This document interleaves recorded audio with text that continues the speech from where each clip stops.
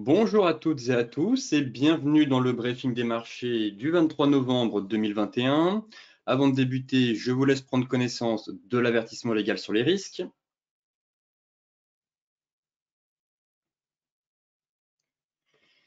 Et ce matin, force est de constater que l'aversion au risque fait son retour sur les marchés.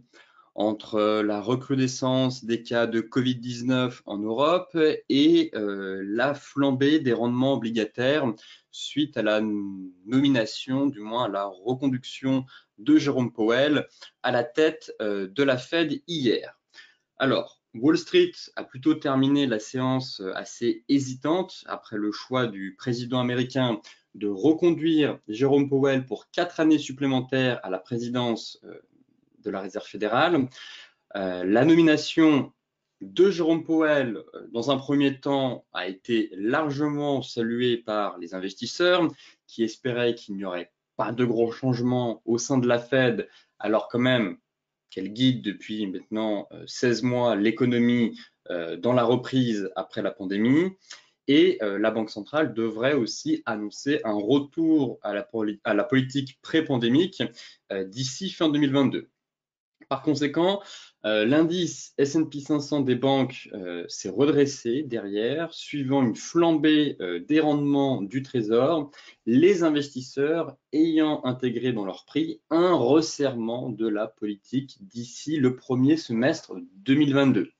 Donc, les contrats à terme liés au taux directeur de la Fed ont indiqué que les marchés monétaires s'attendent désormais à ce que la Fed relève ses taux d'intérêt de 25 points de base d'ici juin prochain, contre une précédente estimation en juillet. Donc là encore, un resserrement de politique monétaire un peu plus tôt que prévu. Derrière ce matin, les bourses européennes, elles, cèdent du terrain. On recule quand même nettement, même si on a un rebond là en fin de matinée, pénalisé par la dégradation de la situation sanitaire et les craintes d'un resserrement accéléré justement de la politique monétaire aux États-Unis comme dans la zone euro. On a aussi eu les premiers résultats des enquêtes mensuelles PMI d'IHS Markit sur l'activité du secteur privé en Europe qui montre quand même une accélération de la croissance, mais aussi encore et toujours des tensions persistantes sur les chaînes d'approvisionnement qui risquent de tirer les prix à la hausse. À ces préoccupations s'ajoute, comme je vous le disais pour les investisseurs, la perspective d'un resserrement plus rapide de la politique monétaire américaine l'an prochain, avec la reconduction de Jérôme Powell à la présidence de la Fed, et les marchés jugent en effet quasi assuré l'hypothèse d'une hausse des taux avant fin juin 2022. Même, comme on a pu le voir précédemment, si on a Bullard, Richard Clarida qui tablent eux sur 2 hausses de taux. En tout cas, là actuellement c'est acté. Une hausse de taux est prévue et on verra comment évolue l'inflation, s'il faut une nouvelle fois mettre un tour de vis et procéder à 2 hausses de taux d'ici fin 2022. Donc une perspective forcément qui a fait monter le dollar et les rendements du bon du trésor, mais qui a quand même pesé au final sur la tendance à Wall Street. Forcément, quand les rendements des bons du trésor augmentent, généralement, les valeurs de croissance, comme les grosses valeurs technologiques, derrière elles, reculent assez fortement. Et donc, le Nasdaq, qui évoluait bien dans le vert en début de séance hier, a quand même clôturé bien dans le rouge, avec même un chandelier de retournement. Et derrière, le gold et les métaux précieux ont complètement été plombés par les annonces, par la reconduction en tout cas de Jérôme Powell à la tête de la Fed, puisque, comme je vous le disais, flambé derrière des rendements des bons du Trésor, donc qui dit hausse des rendements du Trésor, forcément le gold et les métaux précieux s'enfoncent derrière. Donc là, on a eu une réintégration des métaux précieux sous certains niveaux. On fera le point techniquement juste après, mais je trouve que ça se dégrade et que les signaux haussiers qui ont été confirmés au cours des semaines précédentes pourraient bien être invalidés.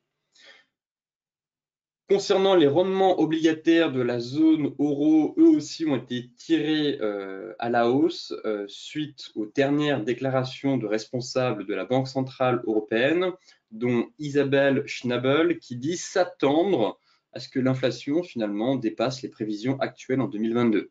Pour rappel, je vous avais montré un graphique la semaine dernière en vous disant que les économistes tablaient sur un pic d'inflation au 4e trimestre 2022. Donc là, pareil, il va vraiment falloir surveiller les chiffres qui vont tomber dans les prochains mois, car les marchés tablent toujours sur un pic d'inflation en zone euro d'ici la fin de l'année. Mais si derrière l'inflation continue d'augmenter ou même elle stabilise et on n'a pas un reflux de l'inflation, très clairement une diminution de l'inflation, ça risque derrière forcément de peser sur les marchés et Christine Lagarde, au lieu de faire la politique de l'autruche comme elle le fait maintenant depuis plusieurs semaines, devra ajuster le tir et elle aussi procéder soit à un tapering, soit à une hausse de taux en 2022 et ainsi revoir son scénario. Car actuellement, elle ne souhaite pas justement relever les taux car elle estime que cela pourrait pénaliser la reprise économique en zone euro. Mais derrière, si l'inflation continue d'augmenter, forcément, à un moment donné, il va bien falloir trouver le juste milieu. Côté macro, voilà ce qui inquiète les marchés actuellement. Bon, le pire n'est pas certain, comme toujours, mais force est de constater qu'on est malheureusement dans un beau début de 5e vague. Première vague ici, 2e, 3e, 4e, 5e vague. Donc, un début de 5e vague en Europe, malgré les campagnes de vaccination. Donc là, pareil, ça peut être des éléments qui nécessitent une attention de la part des investisseurs, puisque cela pourrait tout simplement pénaliser la croissance annuelle en zone euro et les perspectives de croissance pour le 4e trimestre. Car effectivement, si là on a un beau départ de manière exponentielle, que ce soit dans l'Union européenne ou en Allemagne surtout, en France aussi, ça repart assez fort. Mais si cette 5e vague continue sur cette lancée, tout porte à croire qu'il y aura de nouvelles restrictions sanitaires, de nouvelles mesures pour limiter les contagions et le nombre de cas Covid en France ou en Europe. Et derrière, forcément, même si j'estime qu'il n'y a rien de dramatique, étant donné qu'on a quand même la vaccination qui a fait ses preuves, mais si vous voulez, ça va plomber un peu le 4e trimestre. Et donc, les perspectives de croissance au 4e trimestre pourraient être un peu moroses. Et par conséquent, la BCE ou le FMI risquent de revoir à la baisse leurs prévisions. Et voilà ce qui explique aussi les prises de bénéfices qu'on a sur les marchés actions en ce moment. Donc pareil, un élément clé à surveiller, l'évolution du Covid en Europe. En France, plus compliqué. Est-ce qu'on va avoir, comme je vous le disais hier, des nouvelles mesures de restriction à l'approche des élections? Encore une fois, c'est une guerre politique avant tout. Mais comme on a pu le voir, l'Autriche, elle, a décidé d'établir un nouveau confinement national pour une période de 15 jours et l'Allemagne n'excluait pas très clairement d'adopter de nouvelles restrictions aussi. Donc, reste à savoir maintenant, au cours des prochaines semaines, si on va avoir une stabilisation, une poursuite de l'envolée des cas, auquel cas les marchés seraient encore un peu plus nerveux et peut-être qu'on pourrait avoir une correction un peu plus profonde à venir. Ici, néanmoins, c'est la saisonnalité du S&P. Donc, je vous avais déjà montré ce graphique. à plusieurs reprises au mois d'octobre et début septembre en vous disant que les 3 derniers mois de l'année étaient généralement les meilleurs mois en bourse pour le S&P 500. Et ici, force est de constater encore une fois que le S&P suit ce modèle. On a actuellement un véritable copier-coller. On a eu un creux de marché fin septembre, début octobre. Derrière, on a eu une énorme hausse. Et donc ici, on pourrait de nouveau avoir une phase de stabilisation, voire même de légère correction. Effectivement, c'est ce qu'on est en train de faire actuellement avant de repartir de plus belle. Donc, encore une fois, malgré les craintes, les marchés restent toujours assez solides. On enregistre quand même une année assez fabuleuse. Et d'un point de vue de la saisonnalité, pour l'instant, tout est respecté. Donc là, fin novembre, début décembre, on constate très clairement qu'on a soit une phase de stabilisation, soit un peu une légère correction des marchés avant de terminer, et c'est surtout les 3 dernières semaines du mois de décembre qui sont assez impressionnantes. Et généralement, on parle même d'un rallye de Noël qui a lieu à la 3e semaine de décembre, entre la 2e et la 3e semaine de décembre. Voilà ce qui explique cette dernière jambe de hausse assez impressionnante qu'on pourrait avoir sur les marchés. Donc là, pour l'instant, tout va bien, j'ai envie de dire. De toute façon, l'année, pour moi, est quasiment bouclée. Les indices ont enregistré des hausses monstrueuses, donc même si on a une correction de 2, 3, 4%, cela n'entachera pas, en tout cas, la performance annuelle. Maintenant, intéressant de suivre ce graphique pour se dire justement qu'on pourrait encore aller chercher un peu plus haut, notamment sur les indices américains. Concernant le CAC 40, direction la partie graphique, donc TP1 fait, des marchés encore une fois vraiment solides, comme je vous le disais. Le TP1 a été fait ici, c'était 7000 points, je vous le disais, c'était l'objectif, aller chercher en TP1 et en TP2, ce serait les 6907. Donc actuellement, le CAC 40 est plutôt solide, malgré la grosse baisse qu'il a fait ce matin, il est en train de tout retracer, de venir combler le gap. Donc il va falloir suivre maintenant de très près l'évolution des prix, tout simplement car 2 scénarios sont envisageables. Donc déjà, le premier, c'est le TP1 a été fait ici. J'espère que vous avez pris des bénéfices et au moins abaissé votre stop, voire mis à break-even. Donc là, c'est la première chose à faire. TP1 fait, mise à BE du stop ou soit abaisser le stop. Ensuite, garder un reliquat derrière pour, si le marché ne tient pas, aller chercher ce TP2 qui correspond justement à la dernière vague de hausse, à 50% de la dernière vague de hausse, soit l'objectif théorique de la divergence. Donc la divergence est toujours validée, et vous voyez qu'ici le niveau des 50, ça correspond à l'ancien top, soit le plaquis jaune. Donc là, ce serait l'objectif final, selon moi, de la divergence, le TP2 à 6900 points. Et là, ce serait fin du trade. Là, on a déjà fait la moitié du chemin. Maintenant, voilà pourquoi je vous disais de prendre des bénéfices sur ce niveau et d'abaisser votre stop, car je remarque que la MM50 n'a pas cédé. Donc ça, c'est un élément un peu embêtant pour espérer une poursuite de la baisse. Et deux, j'ai ma Kijun et ma Tenkan qui se mettent à plat. Et derrière, si on fait une clôture ici, on cassure Tenkan Kijun, j'ai bien peur qu'on ait une fin de baisse et un redémarrage à la hausse. Voilà le scénario à surveiller. Donc, soit on comble le gap, derrière ça ne tient pas, on repart, on prend le TP2 ici. Soit si clôture au-dessus des 7100 avec une cassure Tenkan Kijun, alors je pense qu'il faudra sortir complètement du trade. Je ne dis pas de reverse, on verra un peu après comment se comporte le marché, mais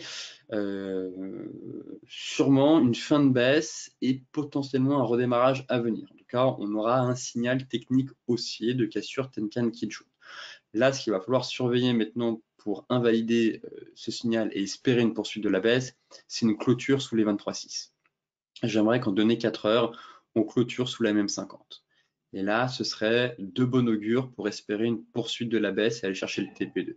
Auquel cas, si on continue comme ça et qu'à cet après-midi, les US ne cèdent pas à la panique, eh bien, il faudra tout simplement couper son trade vendeur pour éviter de se reprendre une vague de hausse dans la tête. Concernant le DAX, le TP1, lui aussi, a été fait. Là, par contre, je vais quand même surveiller le bull trap. Donc là, même constat, prise de bénéfice, on met le stop à break-even. Celles et ceux qui étaient vendeurs ici suite à l'avalement baissier, je vous disais TP1 ici. Cette fameuse grosse zone. Je vous ai aussi parlé du bull trap, potentiellement d'un bull trap à venir si on réintégrait les 15 970. Donc, ce fut le cas ce matin. Là, on repasse au-dessus. Autant sur le CAC, ça reste solide, autant sur le DAX, je le trouve quand même assez fébrile. Donc là, on a une sous-performance très clairement sur le DAX. Donc là, il va falloir suivre l'évolution du DAX. Même chose, prise de bénéfice, mise à break-even du stop. Là, très clairement, on n'a pas besoin d'abaisser le stop. Ici, vraiment mise à break-even, car il y a quand même pas mal de marge, il y a pas mal de place. Et maintenant, surveiller cette zone et voir comment va être la clôture ce soir. Si on clôture, selon moi, sous la zone des 15 950, j'estime qu'on aura un signal swing pour aller chercher ce gap ici, soit le niveau des 38,2 de la dernière vague de hausse. Donc là, mon prochain objectif sur le DAX, ce sera les 15 730, 15 690. Donc, à surveiller la clôture sous cette zone, et bien évidemment, sur une clôture hebdomadaire sous cette zone, ce serait encore parfait. En tout cas, ça renforcerait la probabilité d'un trade swing de plus grande ampleur pour aller chercher ce niveau.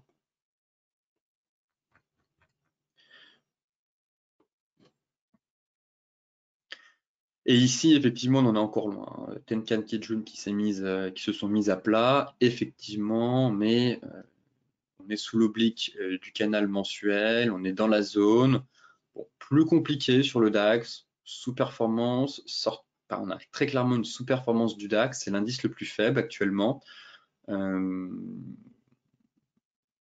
Et comparé au CAC. Et maintenant, rien à faire, je trouve, sur le DAX, en tout cas en swing, plutôt de la gestion de position pour celles et ceux qui étaient vendeurs suite à l'apparition du journal japonais. Et maintenant, je vous invite surtout à surveiller cette clôture.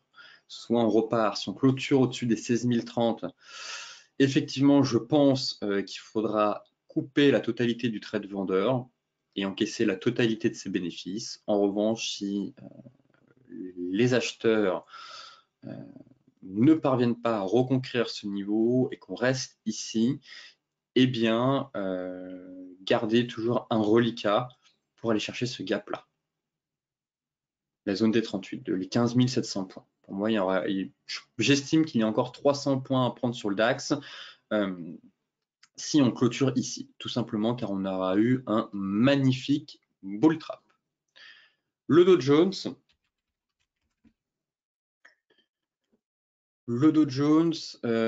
le fil du rasoir, toujours, on est dans la zone. Là, pour le coup, c'était plus compliqué de mettre en place une stratégie de trading. J'étais moins à l'aise sur le Dow Jones que sur les indices européens. On avait déjà entamé une belle correction depuis pas mal de séances, alors que sur les indices européens, il faisait très clairement cavalier seul. Maintenant, j'attends de voir la réaction du marché sur ce beau niveau de support. Pour moi, pas de plan de trading, ni à l'achat, ni à la vente. J'étais plutôt focus sur les indices européens ces derniers jours, et qui avaient vraiment une configuration graphique très propre. Là, l'indice américain, on est sur une grosse zone. Et effectivement, si elle casse, on pourra aller chercher très loin derrière. et invalider la saisonnalité, même si c'était le graphique du S&P 500, mais si on enfonce cette zone, très clairement, je pense que d'un point de vue de la saisonnalité, comme on a pu le voir en introduction sur le S&P 500, ça risque d'être compliqué derrière. Maintenant, en données 4 heures, on est sur support. On est toujours sur support.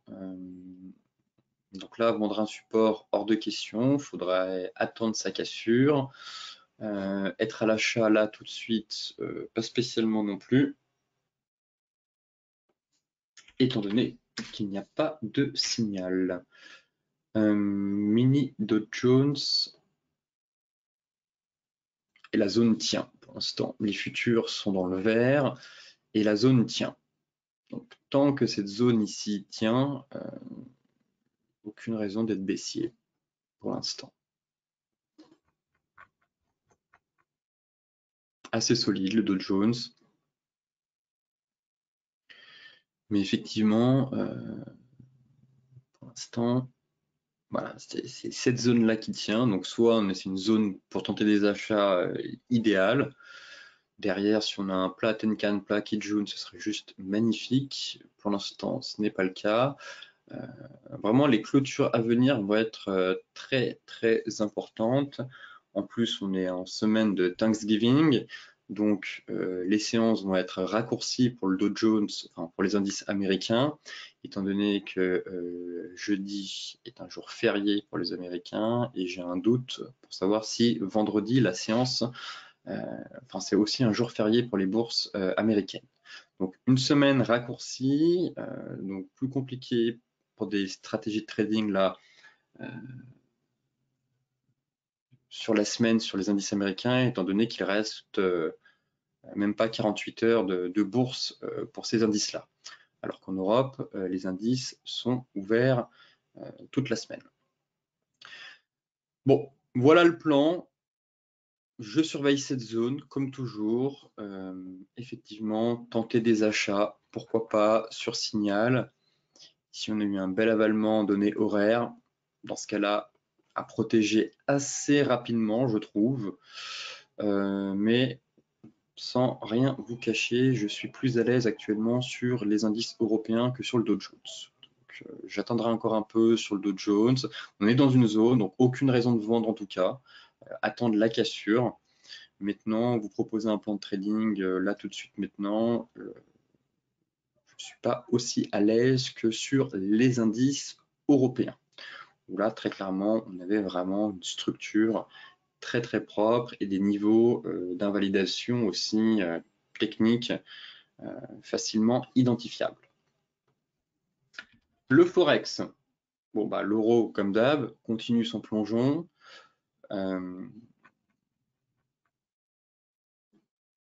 J'envisageais un range, mais finalement les vendeurs enfoncent le clou, c'est incroyable. Et on est en train on a une hémorragie sur l'euro-dollar assez impressionnante. Et je pense qu'on va aller chercher directement les 1,1180.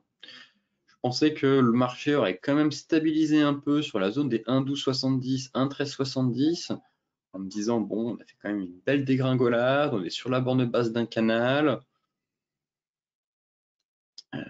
Petite consolidation avant de repartir, mais finalement, les vendeurs ne laissent aucun répit aux acheteurs. On casse tous les supports un à un.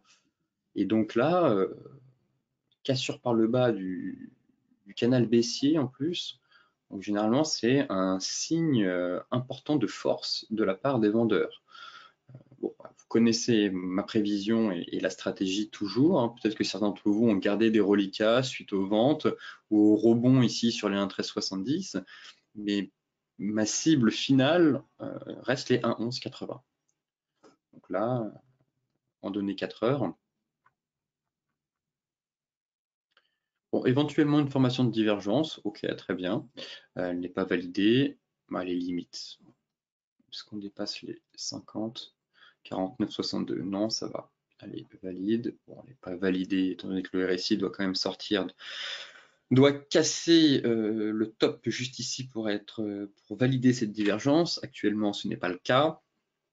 Et en données 4 heures, on est clairement, la dynamique baissière demeure, hein. Les plus hauts et les plus bas de plus en plus bas. On casse tous les supports, tous les rebonds sont vendus. Donc, difficile de vous parler d'une reprise haussière de l'euro. Il faudrait déjà, dans un premier temps, qu'on parvienne à repasser au-dessus des 1,1270. Là, actuellement, ce n'est pas le cas.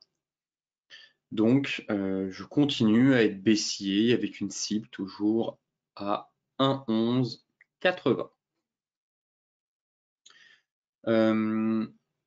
L'AUD-USD, mais très rapidement, ça se passe plutôt bien. Voilà, on a fait le pullback hier sur la borne haute, sur la borne basse du canal haussier. Rien à dire, suivi du trade, objectif 0,71, 75, 0,71, 80. Voilà, très rapidement, rien à ajouter, c'est très propre techniquement, on poursuit la baisse. Donc mettez votre stop à break-even si vous étiez vendeur là sur le rebond de la zone. Break-even, normalement il a déjà été mis à break-even, mais abaissez votre stop. Mettez un stop win maintenant, abaissez votre stop et laissez courir le trade dans l'espoir que le marché aille chercher cette fameuse zone.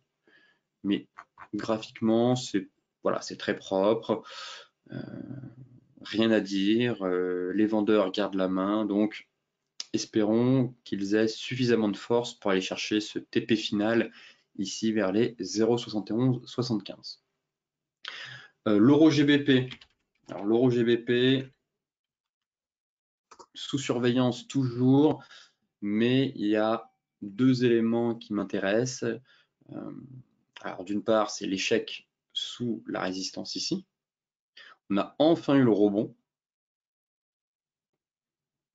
Il y a du plus, il y a du moins. Le moins, c'est l'étoile du matin qu'on est en train de former, mais j'ai pas convaincu, très clairement. Pour moi, on est juste pleine accélération baissière, phase de consolidation. Je tape toujours sur les 0,83. Pour moi, on a un range ici. Maintenant, le range, on peut l'affiner en données 4 heures. Donc là, deux scénarios. Soit on part en double creux, et dans ce cas-là, invalidation du plan, et on retourne sur les 0,84. Maintenant, le deuxième élément qui me fait invalider ce scénario, à suivre, c'est ceci, la divergence 15 minutes sur la borne haute. Voilà.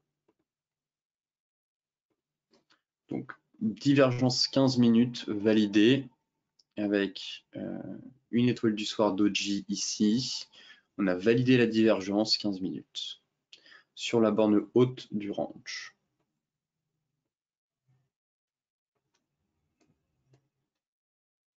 Je vais le retracer en données 15 minutes.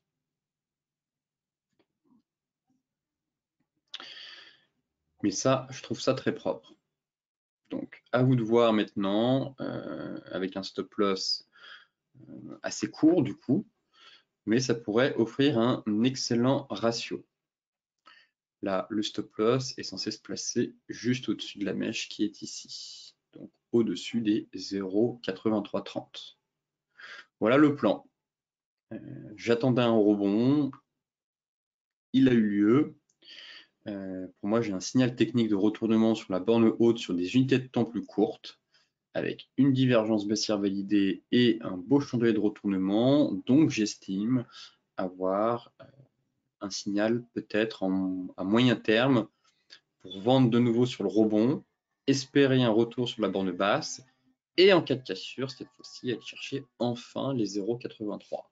Voilà le plan, selon moi, de la semaine sur l'euro GBP. En tout cas, j'aime beaucoup la configuration.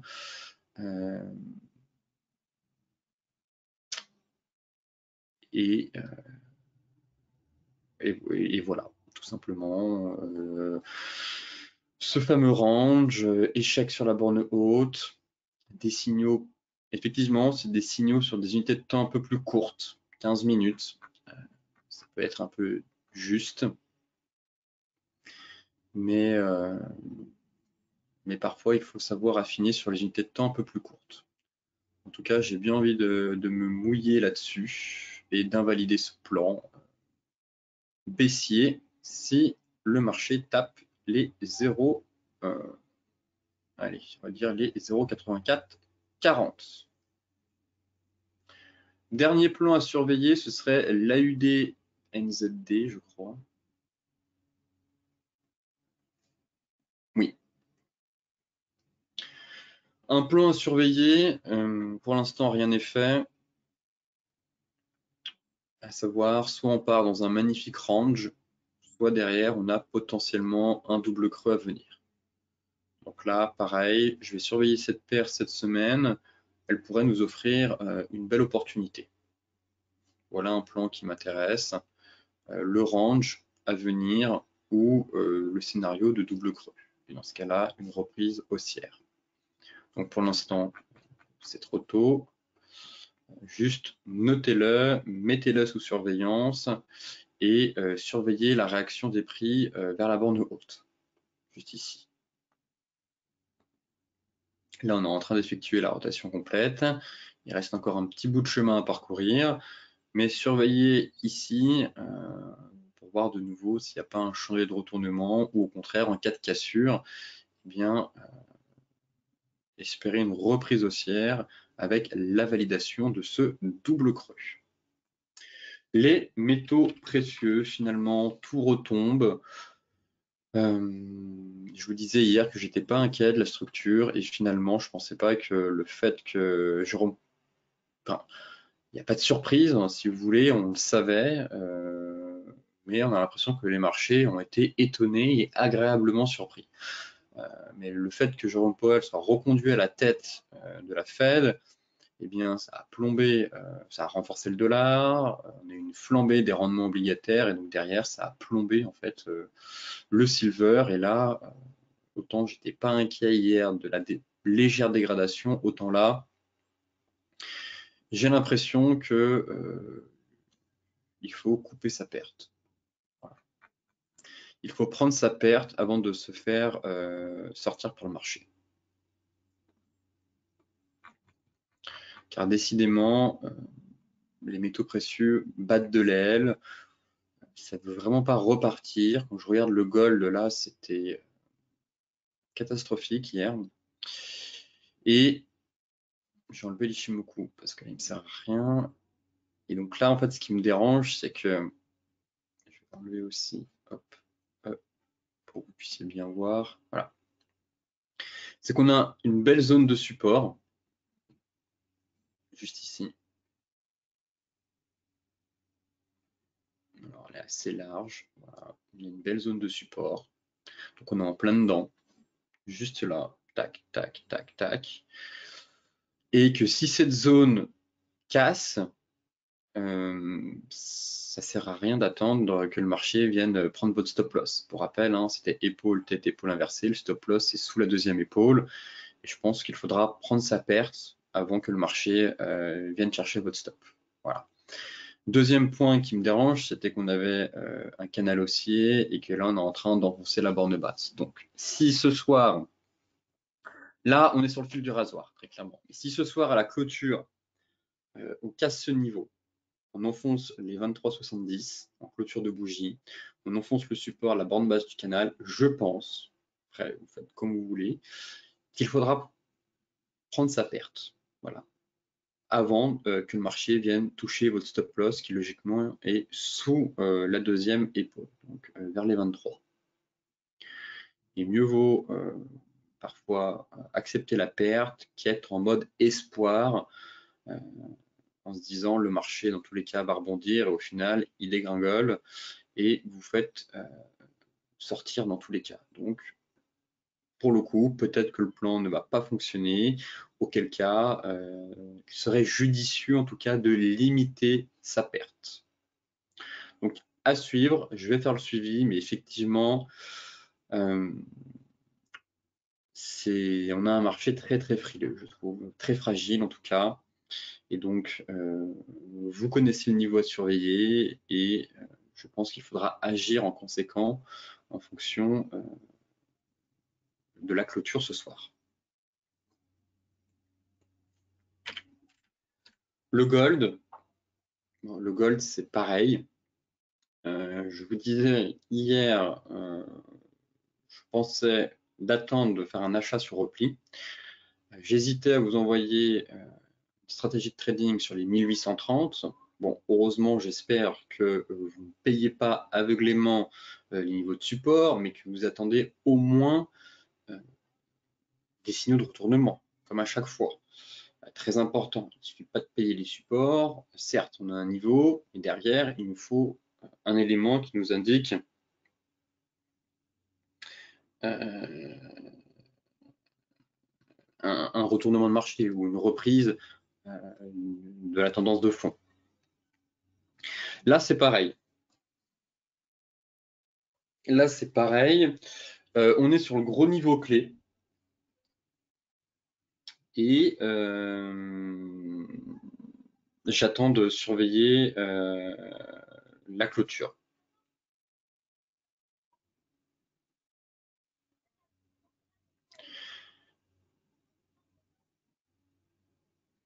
Pour rappel, cette zone, ça correspond, voilà, elle n'a pas bougé. C'est la fameuse zone 1785, 1700, 1700, 1800, allez, 1795. Et là, pour l'instant, c'est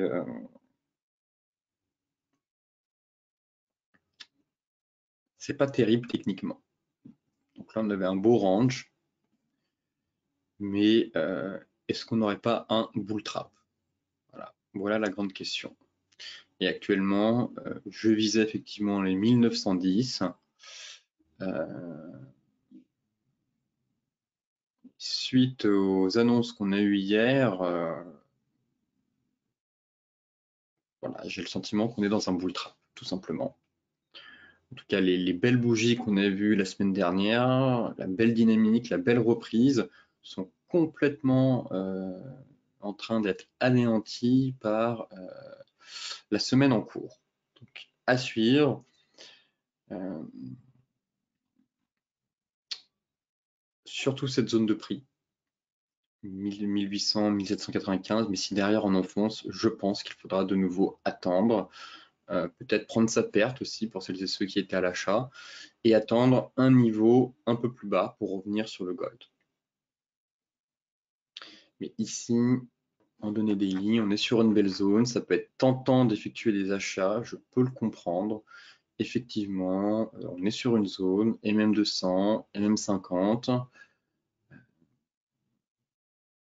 Je pense qu'on a retracé quasiment les 50%. Voilà, on a fait les 50% quasiment. Les 50% de Fibo, maintenant j'aimerais un signal technique. Et pour l'heure, toujours pas de signal technique aussi. Que ce soit en données 4 heures ou même en horaire. Donc c'est une zone clé, je le reconnais. Maintenant, surveiller potentiellement un signal technique aussi. Et là, la seule chose que je vois, c'est la divergence horaire. Donc, affaire à suivre.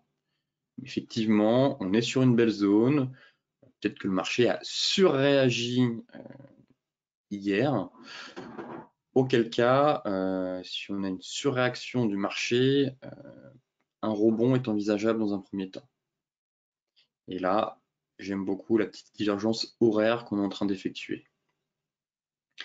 À confirmer avec l'avalement aussi, lui aussi, à la fin de la période. Mais en tout cas, surveiller cette divergence, la validation et peut-être qu'un creux de marché pour, dans un premier temps, viser un rebond du métal jaune.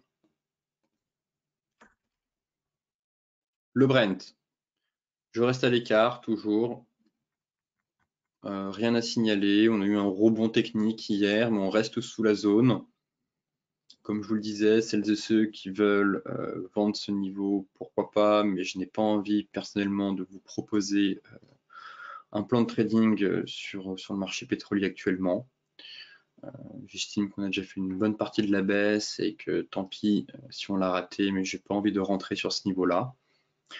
Je trouve le marché plutôt dans une phase d'indécision plutôt qu'une phase de grand retracement. Et si la purge doit se poursuivre, dans ce cas-là, vous connaissez le plan, je l'attends plus bas.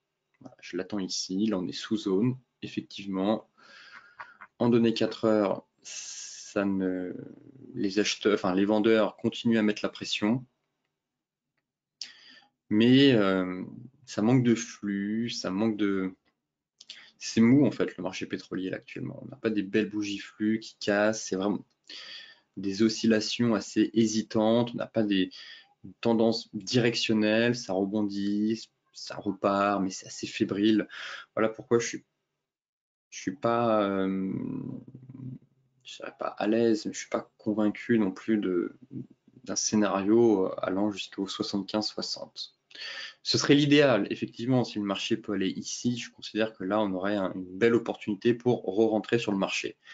Maintenant, si le marché se stabilise ici, repart, fait un peu le yo-yo, bon, je pense qu'il faudra laisser très clairement le pétrole de côté un certain temps avant de s'intéresser à cet actif lorsqu'il donnera enfin des signes de vie intéressants ou des signaux techniques pertinents. Le like, c'est exactement la même chose.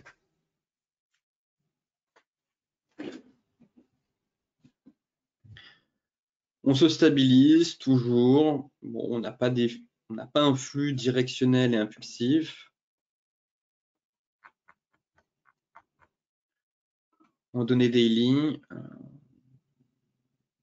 bon, je l'attends un peu plus bas, la zone des 50 par ici, 74, enfin, sur l'oblique, un peu plus bas. Donc, affaire à suivre. Sur le niveau des 50. Mais là, très clairement, ça ne m'intéresse pas. Comme sur le Brent, j'estime que la baisse me semble limitée maintenant, qu'une grosse partie de la baisse a été faite. Donc celles et ceux qui étaient vendeurs ici, eh bien bravo à vous.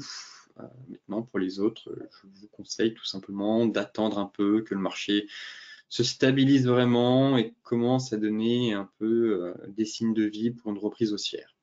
Mais là, plutôt un marché qui hésite et je préfère l'attendre vraiment sur les gros niveaux de support mensuels ou hebdomadaires. Les cryptos avec le Bitcoin, bon, qui ce matin fait du surplace comme toujours.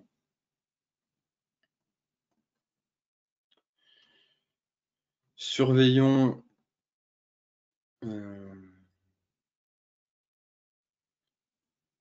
le niveau de support intermédiaire qui est juste ici. Soit on est dans un range, soit on va casser dans ce cas-là objectif 53 000. Bon, le BTC ne m'intéresse pas vraiment, à vrai dire. Je le trouve vraiment fébrile. C'était bien parti ce matin. On allait quasiment faire un avalement sur la bande basse. Finalement, on clôture avec un gros doji. Donc voilà ce qu'il faut surveiller pour moi sur le BTC. Le range 4 heures à venir. Point barre. C'est juste ça qui va m'intéresser. Soit effectivement, on part dans un range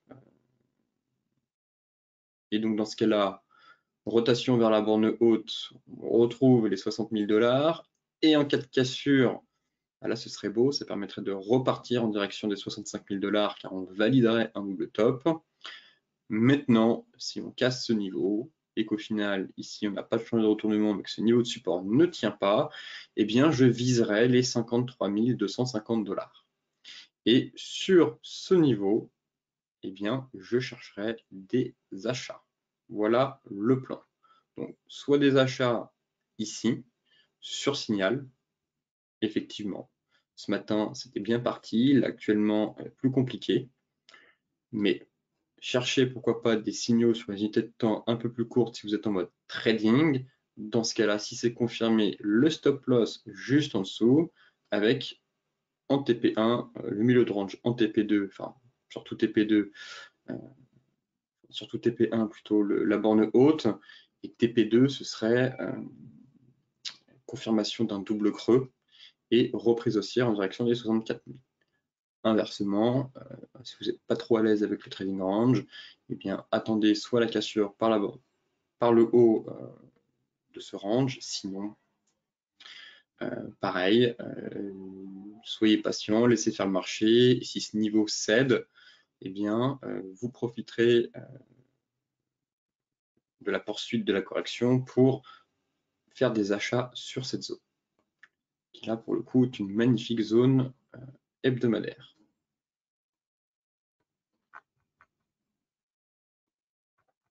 Juste ici, la belle zone de polarité vers les 53 200. Peut-être que derrière, le BTC viendra prendre appui sur son oblique. Voilà le plan sur le BTC, mais pour l'heure, on est sur un niveau de support intermédiaire, donc à vous de voir si vous voulez payer ce niveau sur signal ou attendre le BTC un peu plus bas. Affaire à suivre. En tout cas, si je bascule sur les unités de temps un peu plus courtes, bon, même constat, très clairement, surveiller le range 15 minutes, juste ici. Pareil, on est dans un range 15 minutes, si on sort par le haut, eh bien, pourquoi pas retourner sur les 60 000. Et si derrière, ça casse par le bas, eh bien, vous connaissez le plan, il faudra attendre les 53 000 $ pour se repositionner à l'achat. L'Ethereum, pour le coup, qui lui surperforme, très clairement, toujours. Pas d'alerte baissière. J'aimerais juste qu'on repasse au-dessus de la MM50. Mais on est toujours sur zone. On est toujours sur zone. Ce matin, sortait même par le haut de la zone.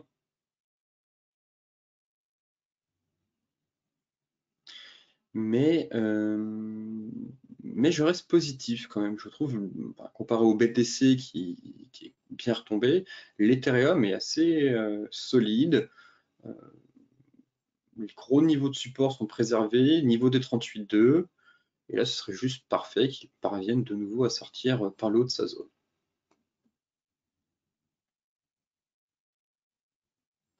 Donc pour moi, pas d'alerte baissière tant que les précédents plus bas ne sont pas enfoncés. Donc là, pareil, on pourrait aussi avoir un range et un petit double creux en cours de formation. L'oblique de la divergence, là, ça tient le RSI toujours. Bon, pourquoi pas, on avait une divergence haussière. Bon, l'objectif théorique a été atteint, c'était les 50%. Mais derrière,